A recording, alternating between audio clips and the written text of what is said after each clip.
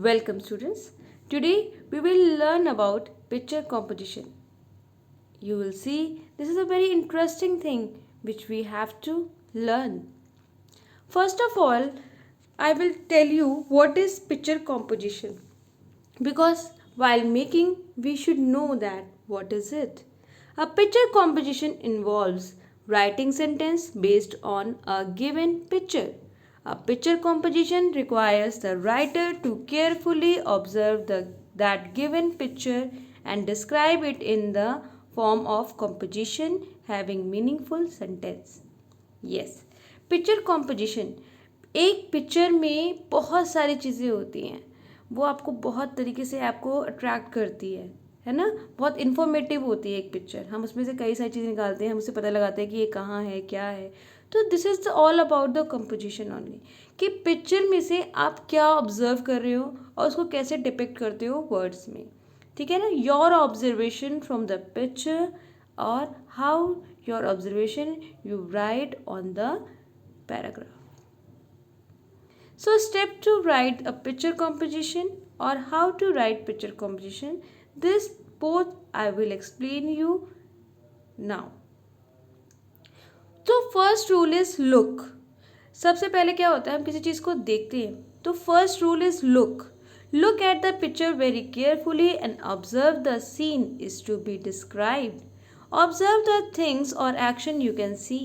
For example, this picture is a garden, a birthday party, a classroom. आपको सबसे पहले क्या करना है, उस पिक्चर को ध्यान से देखना है, ऑब्जर्व करना है, उस सीन को ऑब्जर्व करना है कि वो सीन क्या डिस्क्राइब कर रहा है, वो कहाँ का है, इसमें क्या एक्शन हो रहा है. तो ये चीज़ आपको सबसे पहले पता करनी है कि वो एक्चुअली सीन क्या है, ये किस चीज़ का, या बच्चों के खेलने का सीन है, किस चीज़ का सीन है. First of all you have to look on this, आपको अच्छे से देखना है उसे. देन ऑब्जेक्ट्स, उस पिक्चर में कितने ऑब्जेक्ट्स हैं, then you have to clarify. Identify the objects that are in the picture. There must be a several objects in the picture. For example sun, cloud, trees, flowers, boys, girls, swings, so many things were there.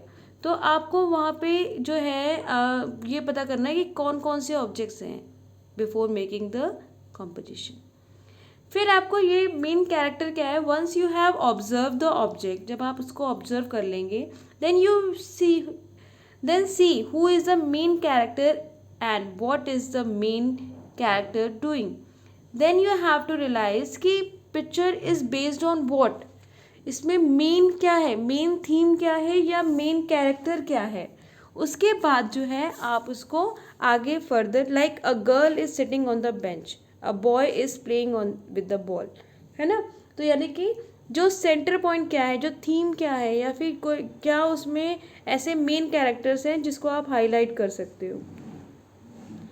और इसमें आपको हमेशा present tense का ही use करना है.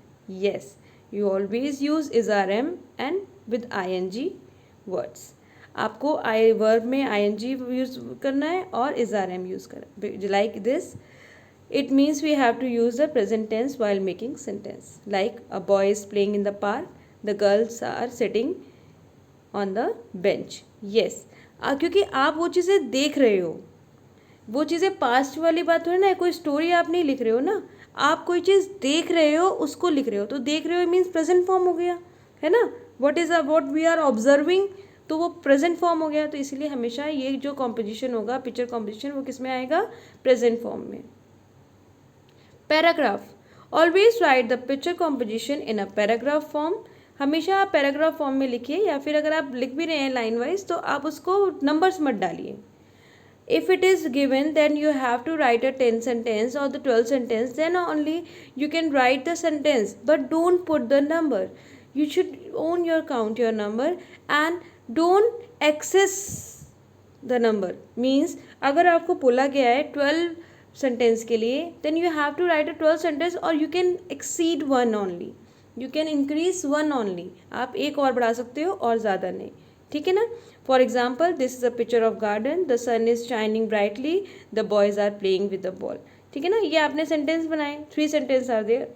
तो like this you have to make the sentence. Formation of a sentence. Whenever we are framing a sentence, the following things should be kept in mind.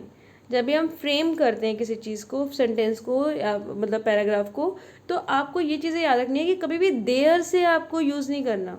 There is a very informal word, तो there से आपको जो है कभी भी sentence start नहीं करना. Female के लिए आप मैन यूज़ करेंगे, फीमेल के लिए आप वुमेन यूज़ करेंगे और मेल के लिए आप